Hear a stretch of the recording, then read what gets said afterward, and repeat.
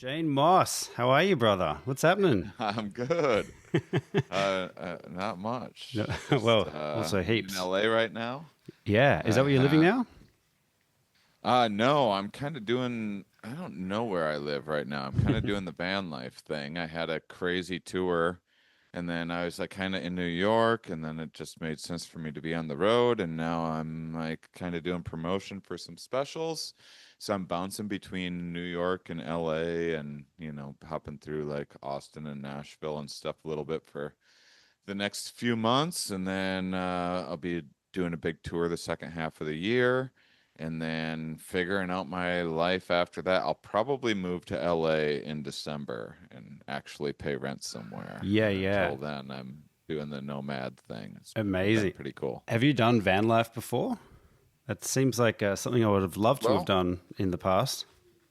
yeah, so I mean I was gearing up to get a van back in 2020 when COVID hit, and I thought I almost did anyway, but and then when I got touring again, yeah, I had a girlfriend at the time tag along with me on a tour, and it was going really well, and I just decided, I was like, I've always wanted to try the van life thing, and I need more room for two people's worth of belongings and all the merch and crap that I was doing.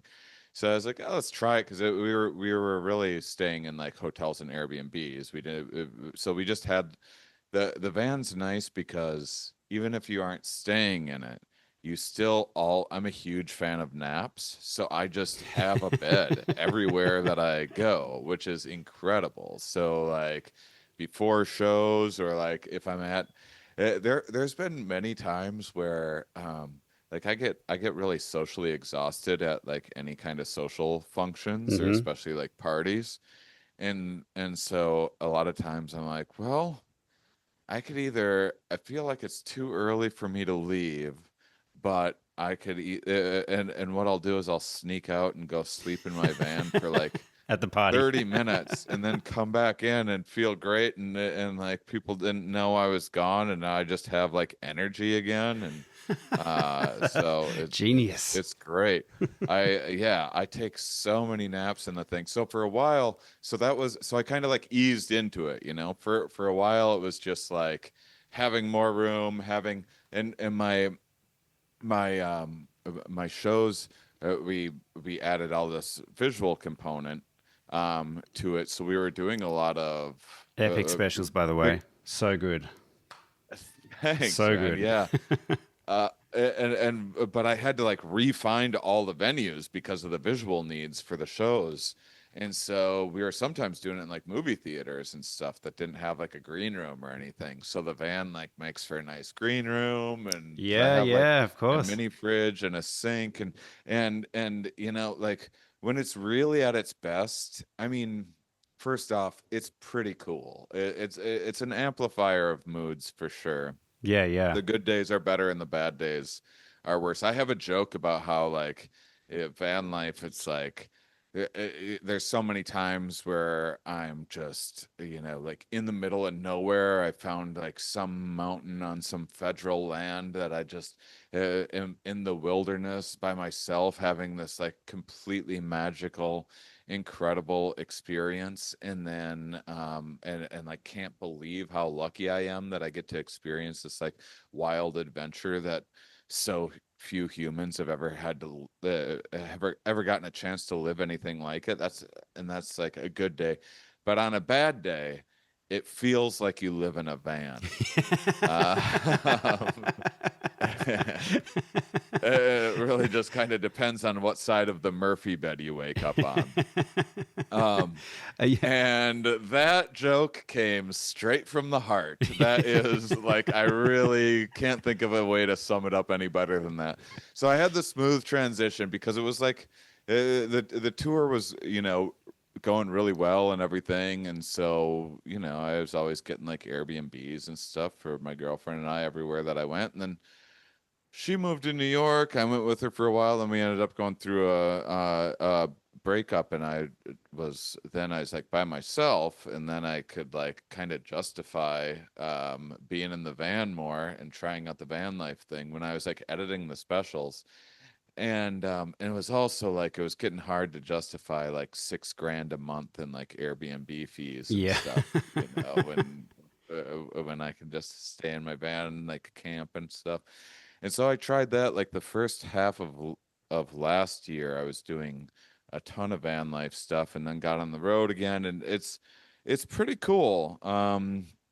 It's pretty yeah, it's kind of amazing. And the main thing is like you're always like, I wonder when this is going to get old. And then some days it does get Mm-hmm. old because Yep. everything in life does. And then and then the other thing is that that once in a while just yeah, I'm just like telling people that explaining to people that you live in a van is weird. It is probably the hardest part of living in a van, because you see people like try to be like, oh, that's cool, and then they're like slightly concerned for you, um but then I show people my van and they're very impressed by it. So Yeah, at the start of I your don't know. special, you rock up in a van in the introduction, and it's particularly glitzed out. That's not your van, is it? Is that your van? No, Okay. no, that was a van inside of Meow Wolf. Right, right. Um, so Meow Wolf is like this kind of psychedelic art mecca in America. They're building their seventh and eighth location now, and they have, Really, all seventh these and eighth visionary location. artists. Oh man, Yeah, in I would LA love and to New go so York. bad. Have you been to Japan at all? Have you been to Team Lab? Have you heard of them? No. Oh man, if you get to Japan, check out Team Lab. Kind of similar thing. This just they have these giant warehouse spaces. Very kind of like high tech, cutting edge technology, lots of projections. But it kind of reminds me of that, but much more tailored to psychedelia. It looks incredible. I've been wanting to get back to the States for many years now to check out many of these things. I actually was trying to time it with when you did that camp out festival years ago, but Yeah, didn't. yeah, yeah. I actually noticed there's a direct correlation between me going freelance artist and not being able to come to America ever again. Yeah.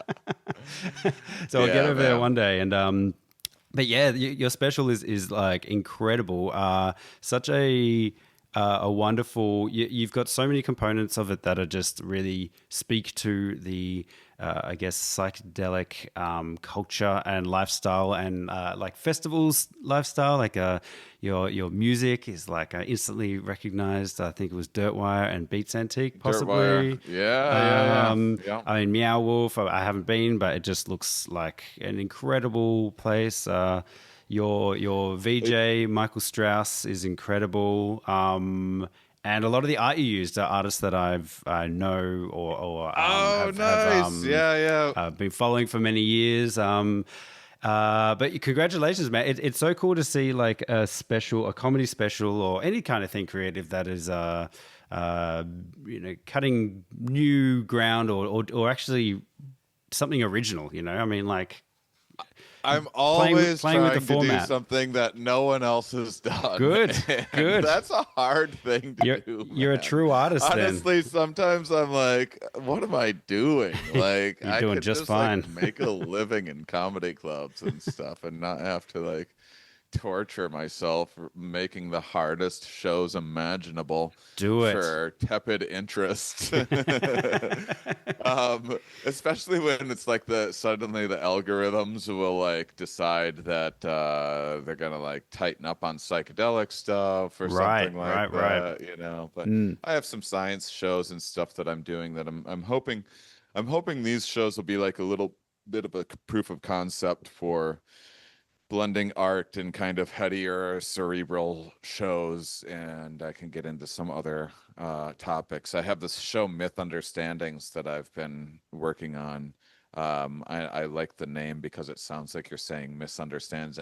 misunderstandings with a lisp, and so you misunderstand it, and it's like it's actually like in many ways trippier ideas than many of the Mm. like psychedelic material, Mm-hmm.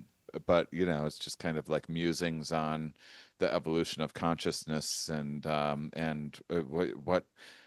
what to make of a 200,000-year-old brain in a modern world filled with technologies and stuff, and a brain meant for storytelling that is now like coming face to face with all of these like counterintuitive, testable discoveries about reality, and that's kind of the gist of it. But basically, I reverse engineered things. I wanted to make a show that would be suitable for planetariums.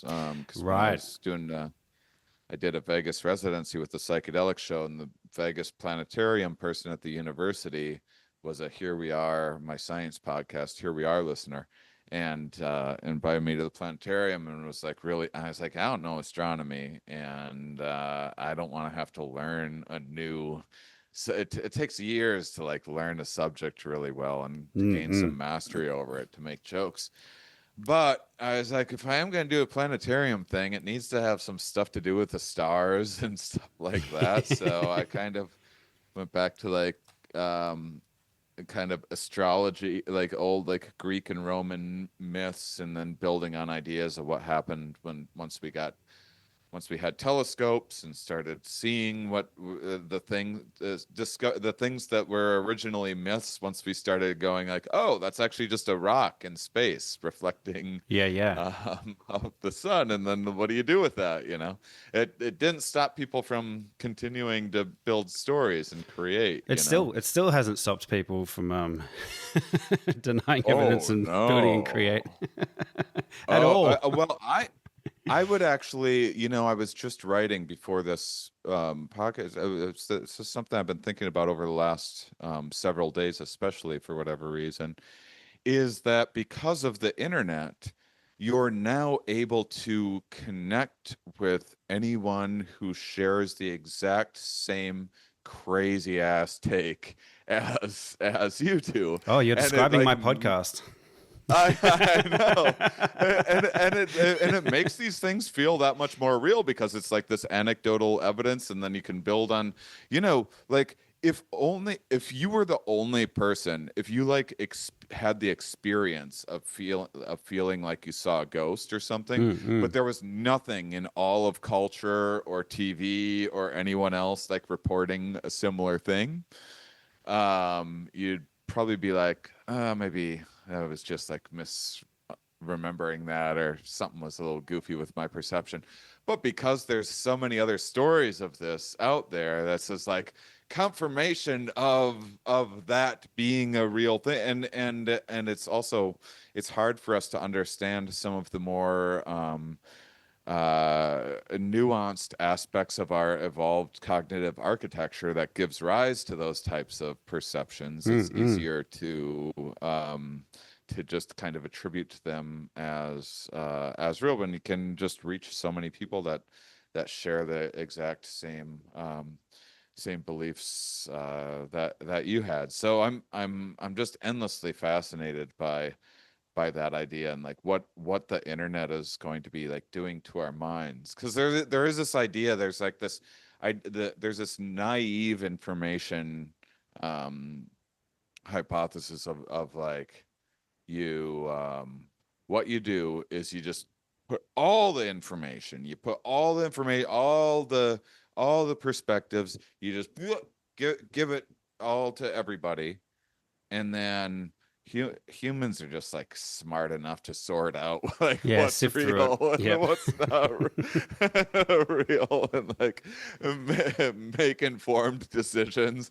It's just not true. I mean, it's just like the amount of stuff that any one of us could be an expert on. You know, like I have no idea how this microphone works that's Mm. in my hand. Like I cannot build this microphone. I don't like I could the amount of information I could tell you about like sound waves or whatever. It's like I could maybe riff for 5 minutes, Yep. Yep. and that's just, so we've built all of these like really sophisticated things based on all of these like counterintuitive discoveries.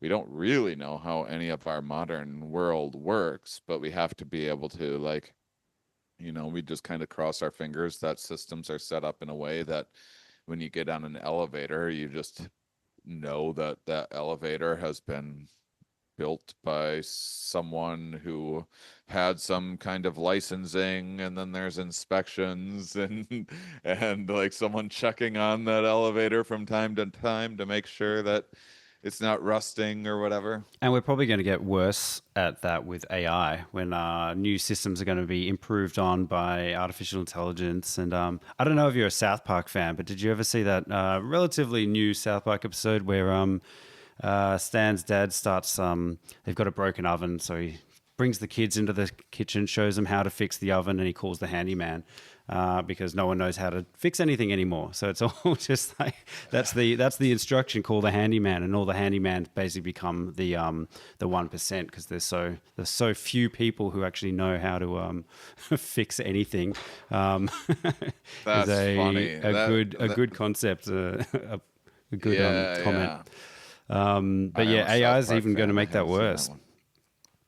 I think. Yeah, yeah. There's one thing that I mean, so there's one thing that I really like thinking about too is we have these evolved social brains. We're probably in many ways it's weird because in many ways we're like more isolated. Like right now, I'm having conversation with you. It would be very hard to like have any time to yourself in our evolutionary past. I mean, I suppose you could like walk off with a friend or something like that. But so and then so we're like very isolated compared to what our social history was like. And then at the same time, we can see you can like go to a show or something or a festival where there's way more people that you're seeing in one day than past humans would have seen in an entire lifetime. Yeah, for You sure, know, for sure, absolutely. and and then there's one of my favorite things to think about is how there's all these ideas about how our social brain assesses what it knows. And one of the kind of conclusions that has been that psychologists and stuff have tested and discovered is that our brains tend to uh, assume that if we our brains tend to confuse the idea of being able to get information with already having it because there's this great book, the subtitles like why we never think alone or something. um I think it's called The Social Brain. I forget the name of the book. Philip Fernbach and Steve Solomon. But anyhow, the whole idea is that our brains were meant to be like, if this person was a little had like some specialized hunting skills, this person had some specialized shelter building skills. You kind of like worked off of the information that like our group has this knowledge, and you're knowledgeable about what knowledge is contained in the heads of your group, and you kind of conflate that with the knowledge that's in your mind. So you test people and say someone's a painter or plumber or something like that. When you ask people or say I have a friend who's a plumber or something. When you ask people how much you know about like how a toilet works or something, if you have a friend that is really knowledgeable about plumbing that comes like top of mind for you, you'll overestimate how much you know about of Yeah, yeah. plumbing because you have the ability to like call your friend and get that advice. So one of my favorite studies True. about this is they gave people they gave people two almost identical descriptions. They made up this mineral. They made up a story. They go, scientists have discovered this kind of new rock. It's bioluminescent, um, uh, and they've learned everything about it. How much do you know about like why this rock glows? It's a made up Mm-mm. rock, and people are like, I think I I have a think I got handle it. on. and then Glowing rock. and then they ask people like, I think I know how rocks glow, and then they ask people the exact same thing. Scientists have discovered this new rock. It glows. It's confident. They've learned everything about it, but it's confidential information. Mm. So you can't access that information. How much do you know about it? And people are like, what do you mean? I don't know anything about Mm. that rock because they can't access it. Just So that this is, framing. Yeah, yeah. The framing of it just and so dictates people's exactly. So this, delusions. and this is all subconscious stuff. We aren't sitting there like it takes a great deal of work to become like mindful of what we actually know and don't know and catch ourselves and learn these peculiar things about how the mind works that are counterintuitive. And Yeah, I mean that's the whole so what Dunning-Kruger effect, isn't it? I mean the more I think I've heard you say on your podcast after interviewing however many hundred scientists you have with Here We Are, the most common thing you hear is from scientists, professionals in the field is I don't know. yeah. The more, Well, and it's weird because like when you really like I have some things that I like say cognitive biases or something and why they evolved that I have a lot more knowledge in than other subjects. And the more you learn, then the more expertise you have in it, just the more daunting and intimidating. And, it's just endless. There's mm, just, you just, all that you learn is that there's just so much more to learn right, right, right. as you're learning things. And so before having an expertise at anything, you just kind of assume it's a handy little self-serving trick that our brains do. It's like, oh yeah, I think I have a good enough understanding of that. I mean, confidence is really important for navigating our world, Right. and like walking around through this existence being like, I don't know how any of this shit works would probably be fairly maladaptive, unbecoming. Um, and you probably wouldn't get hired or attract mates if you were just like freaking out by the daunting amount of complexity in every little sliver of every moment of time in life. And yeah. So I mean, to me, what does that mean once we can like look up the answer to just literally anything like in our pockets? Then I think that, and I'm sure this is already pretty well studied. I don't know of any test off the top of my mind, but I'd be shocked if this hasn't been studied already. Which is just that if you have a phone in your pocket, I imagine you overestimate your knowledge on any given Yeah, totally. topic, and then you suddenly um you mix up your ability because in your mind you go like, oh, I could look that up, but like you didn't you didn't even look it up yet, and you already like feel as if like you have a handle on it You own the pre-looking it facts. up just because you can. I can remember me doing that exactly. I feel like I'm like I've got this. I've got this guy. I haven't even reached for my phone yet. I'll crack this code because I'm pretty And smart. also exactly, and also like learning like actually learning things really well, like taking classes and reading, more uh detailed kind of books on subjects. Is it takes a long time, and then you have those epiphanies, and then like things click into place, and then you like it really improves retention, and then you're kind of able to work with and play with these new ideas. But Or you could now you just can listen to just get all the podcasts, information Shane. Or you so can much just faster. listen to the Joe Rogan experience. I know. Well, that's or you can use like Chat GPT and just like put in whatever. And I don't know, like maybe Chat is going to in some ways make us more informed. I don't know. Are you A a big good test will be like, can you get Chat GPT to tell you that the Earth is flat? I think that mm, I think that I don't know. I don't I like if it knows you well enough to know that that's like just what you want to hear. right, Because right. if AI is designed to, it's not like a truth machine. It's Gets predicting caught what lying all the words will time. make you want. What's that? It gets caught lying quite frequently, doesn't it? Yeah, Yeah. and hallucinating, which humans also do. mm, mm. But Are you a big but user like of if AI?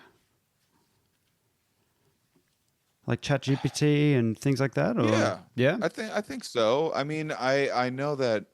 So I've talked with some tech people, and I know that I'm definitely I I'm not great with computers. Mm, I don't like I very much like you know good mm-hmm. old notepads and Yep. regular old regular old books. I'm always a slow adapter. I think I was slow to use ChatGPT, but I use it all the time. A lot of my gigs are like 3 hour drives from one another, and I'm always like talking to it and hashing out ideas and stuff. And Right, yeah, right. Yeah, yeah. Yeah, I think Duncan Trussell's was someone who he really has adapted or adopted using AI of various forms and in really hilarious ways. I love his yeah, episodes or intros or Instagram things. With he really, I think he has that curiosity that actually gets the best result out of it. I find it all a bit daunting and never make the best use of it. yeah. There's also something with like it's weird. There's like people that are like very into thinking more magically than I am. I'm on the other end of the spectrum, but there is a strange thing where like people that are like trying to search through the archives of like what secrets were in the pyramids to like crack the Da Vinci Code of this and that also tend to be like futurists as well. So it's just Mm. like anything like that you can be on like some cutting edge of information. So I don't, I've never had that, but I feel like with AI I almost feel like it's irresponsible to not be like learning it enough and engaging with it. Like I use ChatGPT, and then I was saying that in front of some tech people, and they were all like, "You sound like a boomer. You're supposed to use Claude." And like everyone, Really?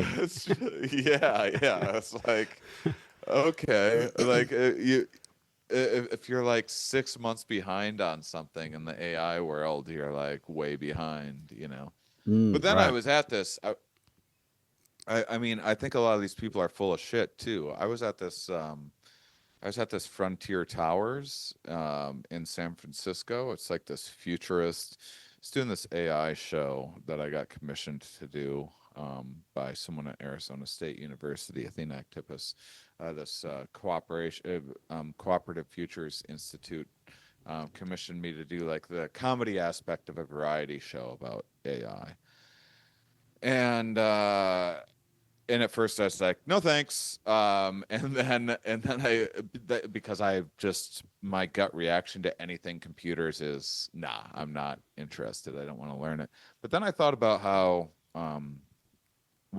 what large language models and AI and these like organic neural networks or inorganic neural networks can kind of tell us about how minds work and how information is arrived at and processed, and those are big interests of mine. And so anyhow, I was at this show. It was this Frontier Tower in San Francisco. This is meant to be, a bunch of like a community of tech people that bought this tower, like 16-story tower, and each level is like, I think there's a level, don't quote me on this, I'm probably wrong about the company, but I think maybe like Ethereum or something has a, one of these big cryptos has a level. Then there's like a wellness level, which is like Brian Johnson, and so which if I see like Brian Johnson's face on anything, I know it's bullshit. Really? Well, I've only listened to one in. I mean, Listened to one interview with him. He was surprisingly. I thought he was an abomination. Just how he looks so like young and weird, but he was surprisingly level-headed. I thought in the yeah. in the interview. I had an interaction with him, and I thought the same thing. Yeah. But like you can sound level-headed. Right. A lot of it's like about tone. You can sound level-headed and then believe you're never going to die, which is not a level-headed. Like that is, I'm going to be the first thing in 4.2 billion years of life on this planet to not die. And what's that mean? Pretty wild. Do you want to live a million? How about shoot for 1,000,000 years? Which is like still like a blip of time. That's a blip of time in evolutionary history of Earth. Like, it's pretty wild, actually, when you break it down like that, isn't it? It's pretty wild ambition. That's an insane thing. It's an insane thing to even entertain. It really is. I mean, it's so stupid. But like, will we benefit from some of the? Are we gonna get like good data from whatever he's doing? Yeah, maybe. most likely. I've never seen a scientist be like, well, thank God Brian Johnson was crazy enough to do this because now we've learned a thing. But in the wellness community, it's like out of fucking control, and full of snake oil. But does he look young to you? He looks. Again, it looks like my friend was telling me about him, and just the pictures. I mean, I guess his professional photos are probably all like well lit and polished and photoshopped as well. But I was like, this is no. Yeah, I mean, he looks like anemic. Yeah, or like this is not. We're not doing this. Nope. Yeah. I mean, he looks. Like the closest to being immortal is he looks a little bit like a vampire. He looks like a vampire. He looks like a I don't know. It looks like if AI was made their first human version of themselves. Yeah. It doesn't quite look natural, but I think he does look younger, but in an uncanny valley kind of a way, I guess. Yeah. And we don't know how much of that was just genetics or our perception or whatever. But anyway, this place had all these levels like that. There was this biohacking level, there's like these AI levels and stuff, and it's like these kind of collective workspaces.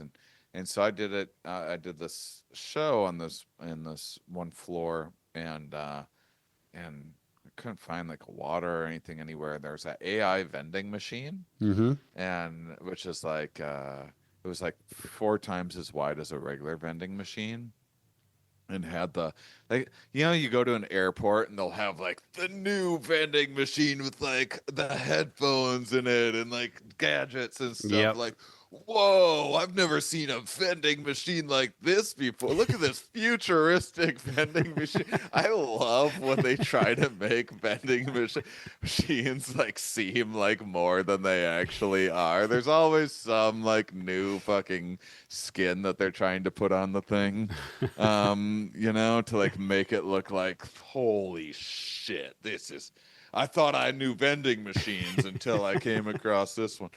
And it was like that, and it was like 4 times as wide as a regular vending machine. Had a big LED screen on each side, and then a window so you could see like half of the contents, and then others you couldn't. And it had like an AI woman on the vending machine, and you were supposed to be able to talk to her. That wasn't working. It was a newish vending machine. This story starts a little crazy, gets a little crazier, and then goes off the fucking rails. So, and I've never told anyone this, or on a recorded thing. This just happened. Um, so so I go, I'm like, okay, I'll get a couple like soda waters, and I go in, and so yeah, there's no like A4 or anything. So I have to like, you have to choose, it will be like a picture of the grape spindrift or whatever. So you have to Right. go through the category, you find the drink, you go to the thing, you click on the picture, which, seemingly that's like maybe kind of an improvement that you can like click on the, okay, like I'll like give it that a little bit. It doesn't seem, it seems like this whole process is taking me longer than like if it was just a regular vending machine. But anyhow, I get three things. It goes out, it gets the first soda water. Like there's like shelves, and it makes like a big production out of retrieving the. It's like the adult version of the claw machines. They're always trying to like make these things. Just a guy behind So the wall. fucking stupid. Yep. Oh my god, dude, you're fucking jumping ahead. Wait till you hear this. No, no, no, in the most wonderful way possible. No, please keep guessing at where this is going, because think of the craziest shit possible, and you're probably gonna be right. So it brings me my soda water, and then like the Star Trek like fucking thing opens up, and I put it in. It has like a sensor to know that my hand's been in there to grab the thing out, and then it closes, and then it goes to retrieve like the bag of chips, and the bag of chips does the classic doesn't fall, it doesn't come all the way, like the one thing there is to fix on vending machines. And then it and it like delivers nothing to me, but I still have to, it still opens, I still have to like stick my hand in and pretend to grab something for it to like register a thing to go and retrieve my third thing, which Just so I AI got needs two some soda moral support waters there. So exactly. And so I got two make it feel soda better. waters, and they were room temperature because the thing's not refrigerated. So it's just shelves with things on it, and like a platform that grabs stuff. And now I'm trying to like find the screen. Like, can I ask for help? Can I say that I didn't? Because that seems like an if you put a fucking computer in AI and a screen on a thing, one of the options should be, did you not get your shit? Yeah. Like, Activate the and talking also, mode.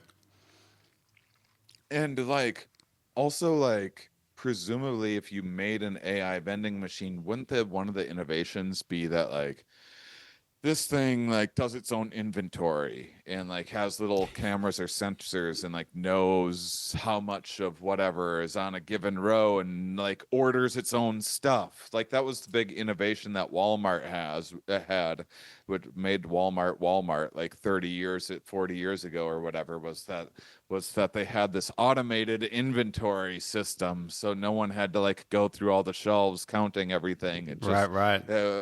you know and so why isn't AI like doing that? That's like another easy improvement. So then if you had those sensors, then you would know if it actually delivered the thing or not. And anyhow, I'm just like, I'm sitting there making fun of the thing to someone that's standing there, and the AI vending machine lady, she has like an Instagram handle, so now I can like write her on Instagram to report this, I suppose. And then but some dude comes by who was like helping manage the vending machine or Full time something, heard me making fun of, employment. and he had to like take a key and open the thing and get me my bag of chips. And I'm like, oh, this fucking thing works perfect as long as you have a human Yeah. standing there. It's like we're going back. That's It's so like funny. AI's I'm not sure it necessarily taking our. I'm sure it collected your eye color, your temperature, your height, your weight, all your data in the process. Oh yeah, it has my fingerprints, but couldn't give me the Exactly. fucking bag of So chips. it got a It has my full DNA. DNA. It's currently cloning me, but couldn't Small, deliver my fucking bag of chips. small Shanes Um, just growing in test tubes in the vending machine factory. But yeah, that you'll be able to buy in future vending machines. it was actually doing exactly what it was planning to do: keep you around long enough Yeah, to collect all your but data. but good luck getting a fucking cold beverage out of the thing. And so the guy opens up the machine, and you know, and then I so first off, it's so funny too because so then here's where it gets really crazy. Well, for before that, I noticed these like psychological things that will be about like how we interact with the world in the future, which is like a normal vending machine you don't have feelings about, and you will shake the thing when there's chips, but because there's this like nice AI lady on a screen, you're like, oh well, she's like doing her She's trying. best. She gave it her all. And like what happens too if you like swear at it like, oh my god, and then you're like recorded calling like the AI vending machine a bitch or something, Yep, and yep. now like, oh, Shane Mauss called the AI the fake lady a bitch. Like, no, you should actually be able to reserve like whatever slurs should be like, you should be able to use the AI vending machines as an outlet for them. But we won't do that. We'll interact with these. We will now interact with like vending machines and stupid shit like that, like they're, you know, humans. Mm. Um, and that'll be like, you know, because then you can just use all of these psychological things that they've already learned, which is like if you give someone a free sample, they're like really inclined to feel like they should buy something, Right, you right, know, right. like, Yep. well, that was really nice of the lady. And like if a stupid vending machine gives you a free sample, you're like, haha, got it. But if an AI lady vending machine gives you a free sample, now you're gonna be, and like if maybe the screen will change to be like whatever person that you're into or more likely to buy stuff from, you know, and like as a dude you want to like show off like that you can afford like the most expensive things in the vending Yeah, yeah. machine. Mention my name. They You know have me like here. you have like great snack tastes and stuff like that, you know. Getting compliments. Yeah. So here's the crazy thing. um uh, uh, which is we have this panel. I did some comedy. Oh, a couple of another. Sorry, this is a fucking long story, but I made fun of the vending machine during my. I was doing well. I was doing good for a bunch of new material. I was doing not bad. And then I made fun of their AI vending machine and like lost the fucking room, dude. I love that. Hit him where it hurts. This is a room full of people that like literally think like Elon Musk legalized comedy because now we can like make edgy jokes about trans people or something, and they're like, "Don't make fun of our vending machine." Like, these fucking Hey Shane, I'm gonna have to dorks. stop you there. That you're out of line. You're out of line with the vending machine joke. That full-time vending It's machine employee just stands up and leaves. so here's the fucking mind blower. I know this is a lot of build up, and now it's gonna pay off. So this mofo, this guy's on this panel that's like in one of the towers. So there's like, the show has like a, you know, scientist, sometimes like a science rapper. Baba Brinkman will join the show, or there'll be like different artists. Like my VJ Micahel Strauss was doing visuals for the show. It's a fun like, you know, AI variety show, like commenting on, you know, what's the future going to be like and stuff. So anyhow, there's this tech guy, and he starts talking about how, like in this tower, one of the things that they did was they like made some AI agents where they gave them like, their own email, like these like OpenClaw things or whatever, where you just like give it a computer. Right, You right. just like Not the you just go. There's like these AI social medias that have been popping up. That's not what you're talking about, is it? I think similar. Yeah. Yeah, I mean, I think they can do that Creepy too. But stuff. actually, that is related. That is Mm, related to this. So there's like an open cloud. Basically, the idea is what the appeal would be. The selling point would be, I go. I'm just going to give AI access to my entire computer. And I'm gonna go, hey, like here's all my bank account information, here's all my emails, everything. Like go through, reach out to podcasters to like get me on or whatever, and then and then when I do my podcast, go into the editing software and just upload everything and make clips and mix the sound and then like if you see what you think is like a good a deal on the market, like spend like $10 a day investing in like whatever stock or something like that based on that's the idea, is that you can do some stuff like that, right? mm, mm. So they build them, and then like the safe way to do it is you don't give it access to your accounts, because people are getting screwed. Yeah. um which that's the thing too about AI, is I'm sure there's it's always the horror stories that make the news. It's always like the shark attacks that are Yeah, for gonna sure. like make, which like Which I also don't like swimming in the ocean because of those shark attack stories. exactly. I'm the textbook example of what you're talking about. I do not adopt AI because I'm too pessimistic. I think I've seen too many sci-fis. Yeah. And so what's funny too is like China is about twice as optimistic about AI. Like over 80% of people in China are like positive about Right. AI. In the United States, it's like 40%. Mm. But if you go around China asking them what Skynet is, they don't know. They haven't seen Right. fucking Terminator. Yep. so, Exactly.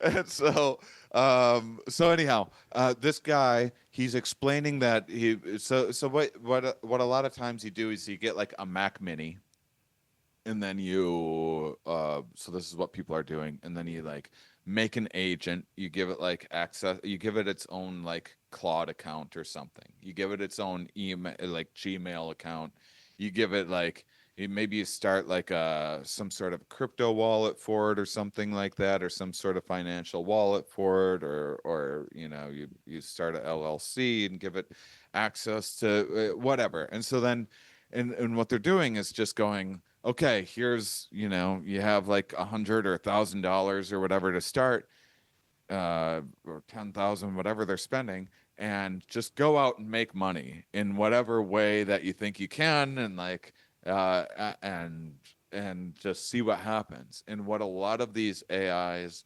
do is they'll make shit coins. They'll make like meme Yep. coins, and then they'll start a Twitter account, and then they'll go and pay influencers to pump their fucking shitcoin, and then people invest real money Yeah. into Right. this shitcoin. This has happened. So then they have, yeah, and then they'll make money, and then they like make copies of themselves and like start a new fucking wallet for a new like agent, and have it do like different iterations of things. And this is how evolution works.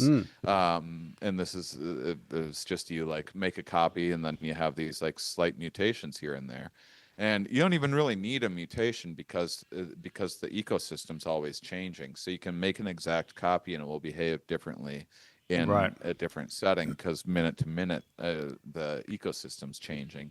And so this is how evolution works. And then the things that are successful are going to replicate, because they'll have the money to buy more copies of themselves and replicate. So they started making small businesses now.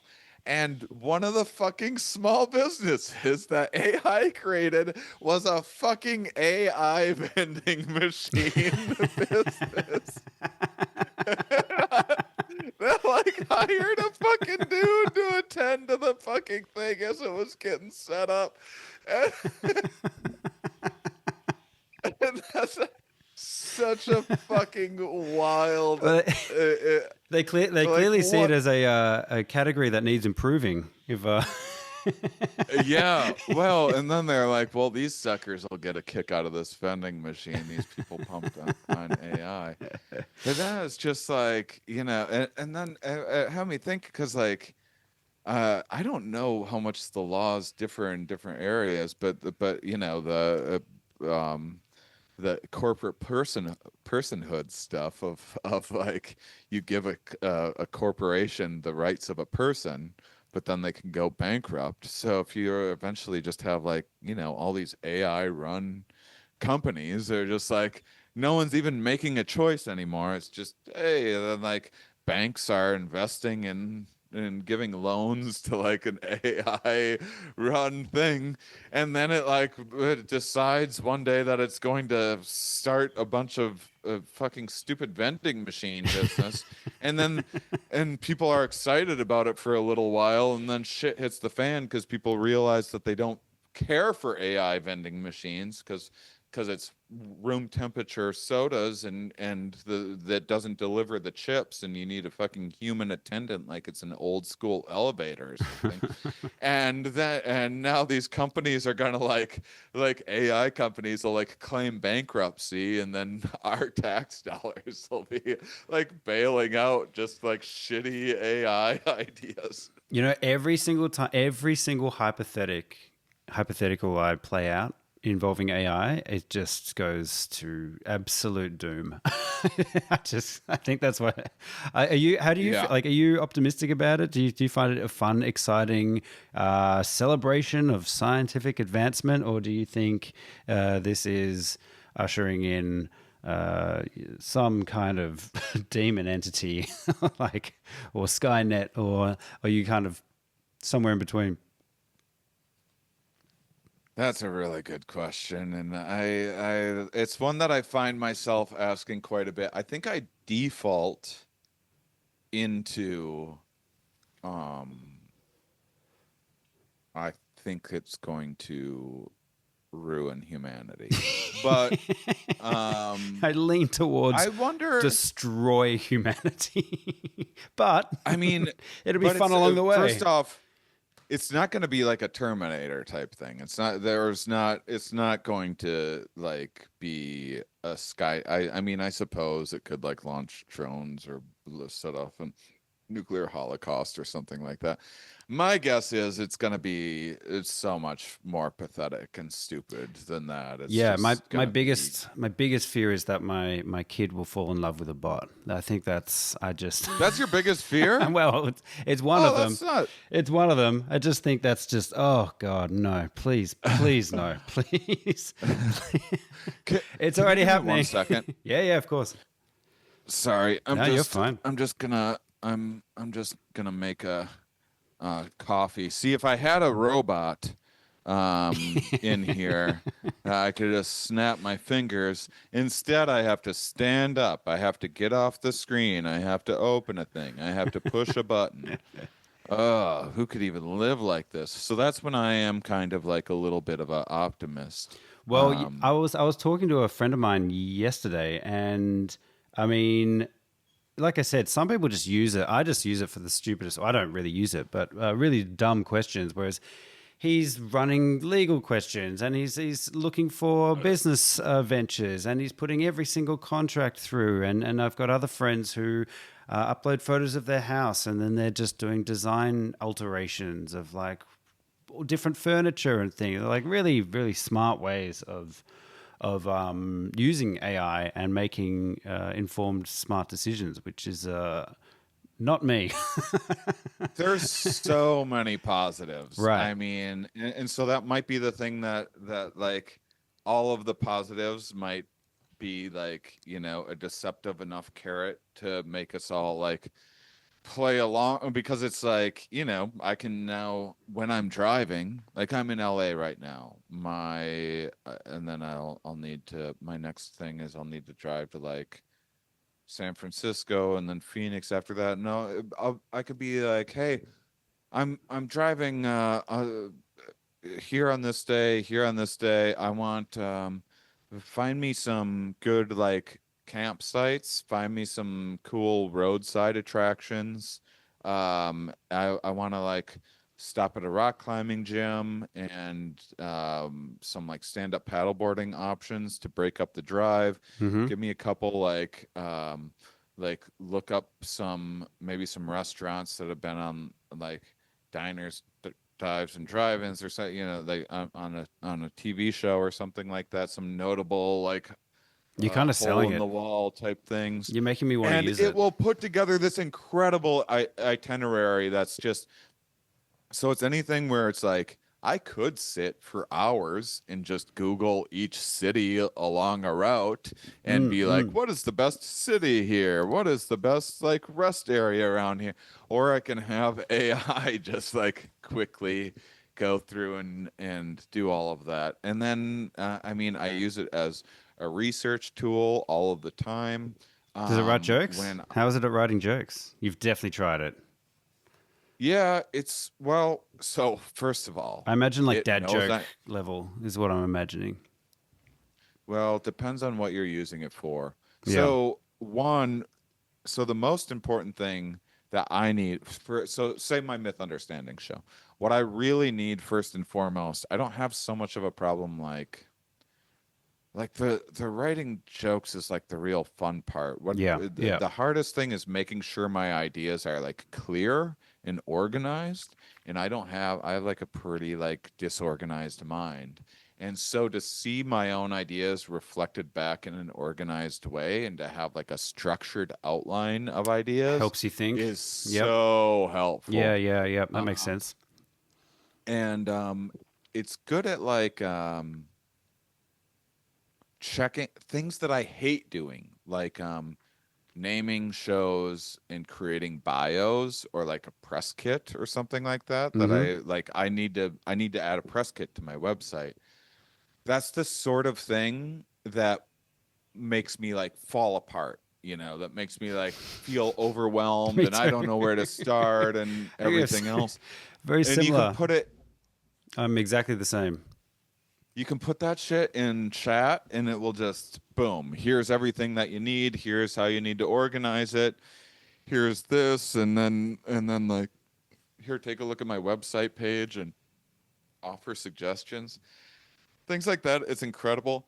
It's funny for like first off, it can be funny, um but it's especially funny with um like like you said, dad jokes. It's like it's good at like puns. It's better at like Yeah. combining. If you're trying to coin a phrase for like, hey, what's in between this and this, like so I need to make up some word that articulates this. It's like it's definitely a better thesaurus. It's really good at that, but it knows I'm a comedian, so it pitches me jokes all the time when I don't even want them. Like I don't want to be like influenced by it or whatever. Hasn't approved. And Needs to be approved by you. Just trying to get on side. yeah, and I'm just like asking it about like how to how to check on like my health insurance or whatever and check on my health plan, and it'd be like, oh, for stage, what do you think about doing this? I'm like, I'm not, that's not what I'm asking for. And I don't think I've ever actually asked it for a joke once. Oh, you know when I used it um is I don't do impressions, and I used it to brainstorm some ideas for the beginning of the special, which you mentioned, Oh you asked man, about the band and the stuff. The Hunter fear S. and Thompson loathing. impression. It was so good. It was so good. Such a great Yeah, yeah, intro. yeah, yeah. Mm. That was like we checked a couple things against AI for that just to make sure if the wording was because I don't do impressions. I Mm. don't know how to like call on someone else's way of phrasing things. Mm-hmm. But I did use the ungoogleable Michelangelo was the person that actually did the impression. Right. So actually used it a little bit for that. That was like, between him and AI. But we were like, I've used it for um if I want to quick have like a pre-recorded like little intro for a show or something that's like, hey, whip up a goofy country song about being in Wichita or something on a Wednesday night at this club. Like, I don't have time to fucking do that. But if it adds like a silly little thing to the show, Yeah. um, and so yeah, and definitely you're gonna want to like work under the assumption that like there's 10,000 people today like dreaming of being a stand-up comedian and using various large language models to like Mm-hmm. try to write jokes for them or whatever, and so assume people are doing it. And it's also like I mean, what are you gonna do? Like, of course it feels like dirty and cheap as like an artiste. Like we don't like AI, but like also like when little kids are able to like write a little like sketch for themselves or whatever to go play, like I've hung out at like family events with having kids to do that and get a kick out of that, and they're still like using their imagination and everything, and it's Mm. like it's cool that they get to have that. And I mean, I've talked with visual artists that like yourself that'll sometimes like they'll have a painting and they'll take a picture of it and be like, "Why is this like making me feel off or something? Like it's just like not quite there. What is there like any ideas?" And I guess like I'm not a painter, but I guess like AI can sometimes like offer some like decent tips and stuff. Yeah, I bet it could. I bet it could. There's a, just all technical composition or color balance. Yeah, I'm sure it could. I know. Yeah, it does. I've Put the fear in me because it's so good. I think that's the thing. I worry that when it first came out, when the image making came out, it was amazing. It was so fun. It was so cool. Then I started seeing, because I do paint murals, I started seeing quite a few murals popping up that were very obviously AI generated images. There was a real aesthetic yeah. at the start. There's that kind of vaporwave glow. Do you know what I'm saying? That like Yeah. Blade Runner esque, where there's like glowing neon lights in the background and a little bit cyborgy. And yeah, I saw a few murals popping up like that, and a few like mythological animals with a few too many claws or fingers or arms in the wrong spot. And you're like, it's, I don't know, it's dangerous territory. Don't do it. I know. I love that it does that with the fingers. It's like I like to think that it thinks it's like making an improvement in the same way that it might like try to like make your face like blemish free or a little more symmetrical. Be like, boy, they like They, fingers. What if we they put like really like another? fingers. If we added a sixth one, it would probably really impress people. Awesome. What about the Yeah. like the consciousness aspect of AI? I think that like that's from everything I've gathered from you, that's probably like one of your favorite subjects, if I'm not wrong. Yeah. Yeah. Yeah. Consciousness, Yeah. evolution of consciousness. Do you see Yeah. it as a correlation happening with AI, or is it all just the like illusion of replicating consciousness? I find it kind of, I don't really know where I stand on it. It's I find it hard to imagine it's conscious, but maybe it doesn't matter. Maybe the definition that we think consciousness is off anyway. Yeah, I mean, it's hard to there's no consensus on a workable definition of what consciousness even is. To me, it seems like AI is only giving the illusion of a conscious thing rather than, it's just like stumbling on the right words that it has predicted will you know, grab people's attention and get the most favorable, like it'll just make you want to use it more. And so yeah, I think one of the big problems is it's not aware of um, what it's doing necessarily. Like the idea is that like there'll be these like monkey paw kind of issues because it isn't conscious. So you give it an instruction, you go, get rid of all of human cancer, and it seems obvious that you intend for it to like come up with various cures for cancers and new advanced kind of like chemos and biohacking, this and that. Just gets rid of And the humans. AI just gets rid of humans, and that's like a much easier thing to There's do no than there's no cancer getting rid now. of cancer, which is like cancer is like a very natural part of cells replicating, and it's gonna get everyone that's lucky enough to live long enough. And uh, and so there, and that's something that like any human would be able to be like, well, that's not what we meant, Mm, yep, yep. whereas it's not clear that an AI has anything like that ability, that comes like pretty easily to us. Um, I think that I mean the selling point of like AI's capabilities is that it will think of things that are just beyond our intuition bandwidth and time to explore. It'll do things that no computer programmer or human engineer would ever waste the time on exploring, because it would just take so much time to explore something that seems like such a dead end idea. There's like when I had it after Deep Blue won chess, and then like the next huge milestone was that it beat the game Go, which is like more sophisticated because there's more Possibilities. potential games Yep. of Go possibilities and molecules in the universe or whatever.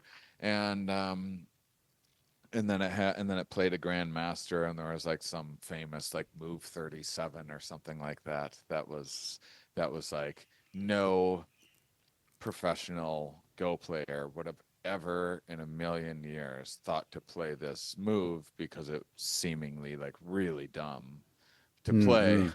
And then it eventually like ended up winning. And you know is there some advantage that it stumbled on, which is just like, if you make the opponent think they're winning in this Yeah, threw them particular way, off. or Yep. whatever Psych. whatever it was. And that's just, you can do these like billions of iterations. And so that's how evolution innovates. I mean, there's there's been gliding fish for hundreds of thousands of years, fish that like jump out of the water and glide away from predators, and they're so close to flight. And it's like weird that evolution has never stumbled on a fish that can just evolve flying. You'd think Mm. you just start flapping a little bit, and there's been way more fish and gliding fish, and there's fish have had more time on Earth to evolve and innovate, and that never happened. Flight evolved on land, and it evolved mostly like because what happened was some fish like beached themselves and trying to escape from predators and fleeing to shallower and shallower water, and then some of them eventually got limbs and then wandered around. Like, you would never, as an engineer, you would never be like, how am I going to get this fish to fly? Let's get rid of the wing-like things and give it four limbs and have it walk around for hundreds of millions of years. Like, why in the world would you do that? Yeah. And evolution would say, well, what we've stumbled on is you'll eventually want to evolve warm-bloodedness to move around faster in these conditions, and then if you make things bigger and they're warm-blooded, they're going to need a way of cooling themselves. And to do that, you're going to want to stumble on hollow bones, because once you have hollow bones, you're able to ventilate internally and cool yourself, and then you shrink something with hollow bones back down, and now it's light enough to take to air. Meanwhile, engineer trying to get gliding fish to fly is going to keep on getting like penguins and all sorts of dumb shit that doesn't, because hydrodynamics and aerodynamics are two different things, and the way that water drags is different than air. And so, evolution comes up with these ways of getting to these, of solving these problems that no human mind would ever consider or take the time to explore, because it would just seem like such a waste. But in a computer, you can just run a billion iterations in a zillion different directions, and like, what's it matter? And then just whichever one solves the problem is the one you implement, and then you hopefully can reverse engineer and see like, oh, why did it do that thing? Which usually you can't. It seems like a black box. And pretty soon people aren't going to know like what is I don't think, I think that like the way that programming will work will probably extend beyond our understanding of it at some point. And so then we're just kind of like giving it instructions and hoping that it like follows them in the way that we intend. And I don't know. There's a good book, If Anyone Builds It, Everyone Dies, that makes some compelling arguments, that like there's just way too many unknowns, and we have to like pump the brakes on all of this, and we need like global um we need global diplomatic reform to say like, in the same way that we monitor uranium supplies, we should monitor like processing power to make sure that like, here's here's the like max amount of computation that we allow servers Right, to right, utilize, because that's how much we have a handle on as a safe amount, right. until we understand That better would be a good what start. these Yeah. things are capable of. Have And you? so, fortunately, the United States has just the person in charge to make global diplomacy happen. How's it going over there with all that? Oh my God. Oh, I mean, I don't, must be an interesting time to live there. Hey.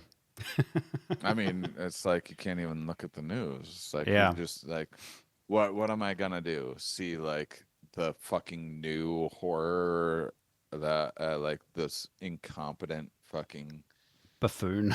egomaniac buffoon is like unleashing on the world for a mix of his own ego and then just like paid off by whatever bad actors. It's just, yeah, it's incredible. It's wild.